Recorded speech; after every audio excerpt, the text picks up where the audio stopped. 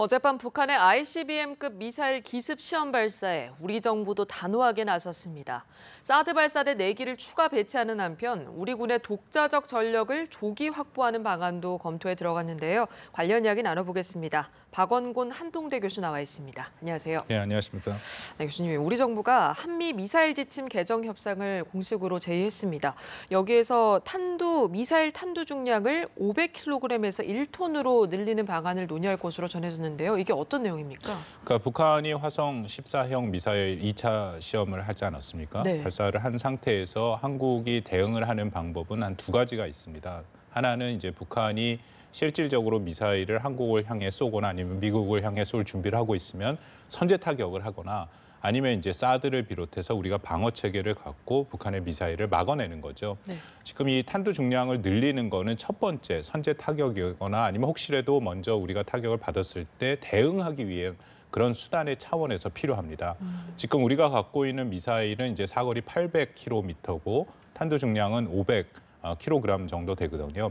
근데 그 정도로는 이제 북한의 핵심 시설, 특히 지하 갱도화돼 있는 시설들을 파괴하기에는 부족합니다. 그래서 탄두 중량이 그만큼 늘어난다라는 것은 파괴력이 그만큼 커진다라는 의미가 있거든요. 그래서 이번에 1톤으로 이제 개정 협상을 미국이랑 시작을 하고 아마 조만간에 이뤄질 가능성이 있다라고 생각을 합니다. 네, 보다 더 좀 심층적으로 논의가 이루어지는 것 같은데 이런 논의 결과는 언제쯤 나오는 것인지도 궁금하고 또 어떤 내용이 추가적으로 논의될 수 있을까요? 이 논의는 벌써 시작됐다라고 생각이 되고요. 네. 지난 6월 말에 우리 문재인 대통령과 미국 트럼프 대통령이 만났을 때 이 네. 문제를 먼저 얘기를 했다라고 알려져 있습니다. 그래서 그때 이제 트럼프 대통령이 굉장히 긍정적인 반응을 보였다라고 알려져 있고요. 그렇기 때문에 이제 그 이후에 실무 차원에서 아마 준비를 하고 있는 거고 특히 이번에 화성 14형 그 미사일 발사로 인해서 말씀드린 것처럼 우리의 대응 능력이 필요한 그런 시점이 왔고 네. 그렇기 때문에 미국에서도 이제 크게 문제 없이 제 판단에는 이 협상에 응하고 또 이렇게 협의를 이뤄낼 것이다라고 생각을 합니다. 네, 다시 좀 언론으로 돌아와서 어제 저녁 11시 41분에 그러니까 2차 시험 발사를 기습적으로 한 거잖아요. 좀 지금까지와는 분명히 다른 도발인 것 같은데 어떤 의도로 읽을 수 있을까요? 상당히 기습적이죠. 네. 북한의 조선중앙통신이 이미 얘기를 했는데 뭐 이렇게 얘기를 했습니다. 임의의 지역과 장소에서 임의의 시간에 대륙간 탄도 로켓을 기습 발사하겠다. 이제 그것을 실현한 거죠. 네. 그래서 우리가 생각하기에는 이제 평북에서 평안남도에서 발사를 하지 않을까 하는 그런 예측들을 했고 그 네. 지역을 이제 중점적으로 우리가 면밀히 살피고 있었는데 아니고 이제 자강도 사실은 그 중국 국경에 있는 네. 그 가까운 그쪽에서 더군다나 심야 시간에 이전에는 대부분 이른 아침이거나 그렇죠. 새벽에 이제 발사를 했죠. 그렇기 때문에 우리 그 정보 당국, 한국과 미국의 정보 당국의 예측을 다 넘어서는 그런 이전과는 다른 형태의 도발을 감행했습니다. 이것은 이제 북한이 자신들의 실전 능력을 보여주는 거죠. 이제 미사일 발사라는 것은 사실상 전쟁이 일어나는 그런 상황에서 쓰는 무기 체계이기 때문에 어떤 상황이 올지 모르지 않습니까? 네. 그런 어떤 상황이 오더라도 이것을 사용할 수 있다라는 것을 준비하는 것이 중요한데 이것을 이번에 보여줬다라고 생각합니다. 네, 장소, 시간 모두 좀 이례적이어서 실전 능력을 좀 보여줬다 이런 평을 받고 있는데 지난 1차 시험 발사 때보다 좀 기술적인 진전이 있었다고 들었습니다. 특히 사거리 부분이 중요하다고 들었는데 이 부분도 짚어주시죠. 예, 그렇죠. 분명히 지난번 화성 14형 첫 번째 발사했을 때는 네. 한 8,000km, 이제 최대 사거리를 8,000km 정도로 생각을 하고 있습니다. 네. 그 8,000km 정도 되면은 미국의 영토로는 하와이와 알래스카 정도까지 이제 도달하는 거리고요. 이번에는 뭐 또 여전히 고각으로 쐈습니다. 네. 고각으로 쐈지만 계산을 보면 한 10,000km 정도의 사거리를 보이고 있습니다. 그 정도 사거리면 미국 본토, 특히 서부 지역은 이제 확실히 사정권에 들어가는 거고요. 네. 중북부의 이제 시카고 정도까지도 사거리에 들어가고 또 이제 쏘는 북한 내에서 쏘는 위치와 또 이 지구 자전에 영향을 받기 때문에 그런 것들을 감안하면 좀 더 날아갈 수도 있고요.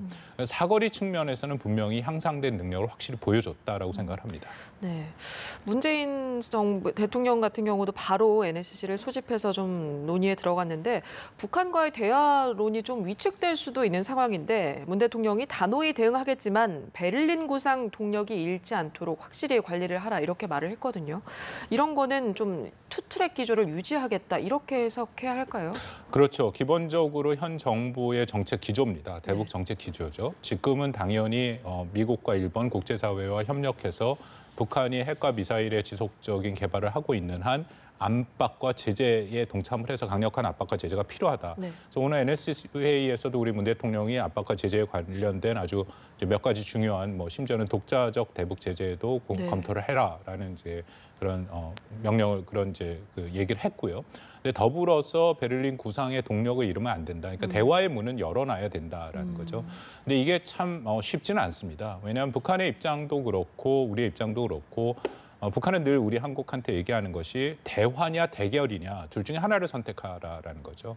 그리고 한국의 입장에서도 북한을 압박과 제재를 가하면서 또 대화를 한다라는 것도 그게 쉬운 일은 아닙니다. 네. 그렇기 때문에 앞으로 이제 상당히 정교한 접근이 필요하지 않을까. 근데 여전히 압박과 제재는 중요하지만 대화의 끈은 놓지 않는 것도 중요하다고 생각을 합니다. 그래서 대화의 아마 범위와 대화의 그런 의제를 좀 조정을 하면서 앞으로 좀 대응을 해 나가야 되지 않을까 하는 생각입니다.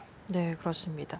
또 이 문 대통령이 NSC 마무리 발언에서 아까 말씀하신 것처럼 독자적 대북 제재 방안도 검토하라 이렇게 주문을 했거든요. 그렇다면 북한이 실감할 수 있는 강력한 대북 제재 이런 것들은 어떤 게 있을까요? 아마 정부에서 검토를 할 겁니다. 네. 근데 우리가 사실상 지금 제재안을 별로 갖고 있지 않습니다. 한국이 지금 북한에 대한 제재는 이미 이전 정부부터 거의 최대치의 제재를 하고 있는 거고요. 만약에 여기 더불어서 정말로 더 제재를 한다면은 북한이 제일 아파하는 것들이 좀 있죠. 예를 들어서 지금 대북 확성기 방송 같은 네. 것들, 대북 상전 방송을 더 늘린다든지 아니면은 지금 한국에 정착한 탈북민들이 대북 송금을 하는 게 있습니다. 이제 그런 것들을 막는다든지. 근데 제 생각에 둘 다 현 정부에서 선택하기는 굉장히 쉽지 않은 문제고요. 네. 지금 중요한 것은 어쨌든 유엔에서 대북 제재안이 다시 논의가 되고 있고 미국 국내법으로도 대북 제재안에 강력한 법이 지금 통과가 돼 있습니다. 이제 그런 것들과 같이 우리가 국제 공조를 해나가는 것. 특히 이제 핵심은 결국 중국이죠. 중국이 그 부분에 대해서 이미 특히 미국이 독자적인 제재안을 통과시킨 거에 대해서 반발을 하고 있으니까 한국이 그 부분에 대해서 같이 잘 협력을 이끌어내서 어쨌든 핵심적인 것은 북한의 전향적인 비핵화 조치를 이끌어내는 것이기 때문에 그것을 한국이 좀 적극적으로 해나갈 필요가 있다라고 생각을 합니다. 네, 우리가 독자적으로 할 수 있는 부분은 이런 것들이 있을 것이고 또 사드 얘기가 나왔습니다. 사드 일반 환경 영향 평가를 먼저 실시하는 것에서 선 임시 배치, 이제 후 평가 이렇게 하기로 했는데 이 부분은 어떻게 보셨습니까? 그 부분은 저는 사실은 조금 긴장을 했습니다. 네. 특히 어저께 사드의 일반 영향 평가를 한다라고 정부에서 이제 국방부에서 발표를 했죠. 그 일반 영향 평가라는 것이 보통 1년 이상 걸립니다. 사계절을 다 포함해서 해야 되는 거고. 근데 이전 박근혜 정부에서 올 연말까지 사드 배치를 하겠다라고 미국과 협의를 하는 상태고 또 문 대통령도 미국에 가서 하원 의장을 만난 자리에서도 사드의 배치를 그렇게 계속 연기하지는 않겠다. 그러니까 결국은 조기 배치하겠다라는 의미로 얘기를 했습니다. 네. 그리고 또 미국에서도 당연히 그렇게 기대를 하고 있죠. 근데 이런 영향 평가로 1년 이상 지연된다라는 것은 결국 미국과의 갈등의 여지도 있고 그리고 더군다나 북한의 위협이 이렇게 위중한데 이것을 계속 연기하는 거에는 국내적으로도 어려움이 있고 그런 부분이 있었습니다만 이번에 이제 화성 14형 미사일 두 번째 발사 실험을 한 후에 문 대통령이 분명하게 지시를 한 것이 이제 4기를 빨리 다시 배치를 해라. 그러면 이제 6개의 발사대가 온전하게 이루어지는 거고요. 네. 그러면 초기 운영 능력, 그러니까 쉽게 말씀드리면 사드를 사용할 수 있게 되는 겁니다. 온전체로 이제 사용할 수 있게 되는 거죠. 근데 물론 이것이 저는 이것을 이렇게 표현하는 것이 긴급 배치가 맞다라고 생각을 합니다. 왜냐하면 사드라는 무기 체계 자체가 미국이 처음 만들 때 이 무기 체계를 비행기, 그러니까 사드를 보시면 알겠지만 다 이렇게 차량에 있습니다. 차량에 있고 그것이 수송기에 들어갈 수 있게 돼 있거든요. 그래서 세계 어디든지 48시간 내에 배치를 하고, 그러니까 실어다 나르고 4시간 내에 실전 운영이 되게 그런 시스템으로 고안이 돼 있습니다. 그래서 지금 이제 사기가 들어가면은 사실상 실전 운영이 가능한 거고요. 이제 이후 환경 영향 평가를 해서 이게 영구 배치라고 하는데 영구 배치라기보다는 장기 배치가 맞죠. 장기 배치를 할지 안 할지를 이제 다시 한번 그때 검토를 한다. 그래서 미국과의 갈등의 여지는 확실히 줄어들었다라고 생각을 하는데 중국은 이 부분에 대해서 이미 또 문제 제기를 했습니다. 결국 앞으로 중국과 좀 문제를 잘 풀어나가는 게 필요하겠죠. 네, 중국에 저희가 이 내용을 사전 통보했잖아요. 앞으로 중국이 어떤 반응을 내놓을지도 좀 궁금해지는데요. 사전 통보를 했음에도 중국은 뭐 당연히 사드 배치에 일관되게 사드 배치를 반대하고 사드를 철회하라는 그런 입장이기 때문에 제가 알기로는 그 조금 전에 또 네. 중국에서 반응이 나온 걸로 알고 있습니다. 네네. 사드 배치에 대해서 철회해야 된다. 이 한국 정부의 그런 결정을 반대한다라는 입장이거든요. 이 부분은 근데 우리가 충분히 설명을 해야 됩니다. 어쨌든 북한이 이런 식으로 계속 미사일 발사를 하고 핵과 미사일의 포기의 의지를 전혀 안 보이고 있는 상태에서 이건 네. 방어용 무기 체계거든요. 우리로서는 선택의 여지가 없다라는 것을 중국한테 좀 잘 설득을 하고 결국은 이 핵과 미사일, 북한의 핵과 미사일이 해결이 되면 사드가 우리가 필요 없습니다. 그것을 다시 한번 중국이랑 얘기하는 그런 것이 필요하다고 생각합니다. 네, 알겠습니다. 오늘 말씀은 여기까지 나누도록 하겠습니다. 박원곤 한동대 교수였습니다. 고맙습니다. 네, 감사합니다.